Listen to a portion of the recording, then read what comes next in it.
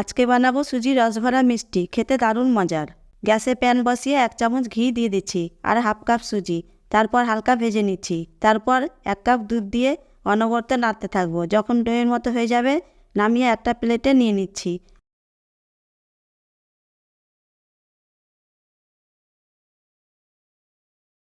এবার 2 চামচ গুঁড়ো দুধ দিয়ে দিচ্ছি। খুব ভালো করে মিশিয়ে নিতে হবে। তারপর ডো থেকে অল্প লেচি নিয়ে গোল করে এই রকম চ্যাপ্টা করে নিতে হবে।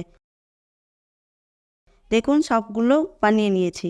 কড়াইয়ে দিয়ে দিচ্ছি 1 কাপ চিনি আর 1 কাপ জল, 4টা এলাচ। 2-3 মিনিট জাল দিলেই শিরা তৈরি। গরম তেলে মিষ্টিটা একটা একটা করে দিয়ে দিচ্ছি। তারপর উল্টে পাল্টে লাল করে ভেজে তেল থেকে তুলে সাথে সাথে সেরায় ডুবিয়ে দিচ্ছি। তারপর 1 ঘন্টা ঢাকা দিয়ে দিচ্ছি। দেখুন মিষ্টিগুলো সেরা খেয়ে ডবল হয়ে গেছে। রেসিপি ভালো লাগলে লাইক করবেন, সাবস্ক্রাইব করবেন।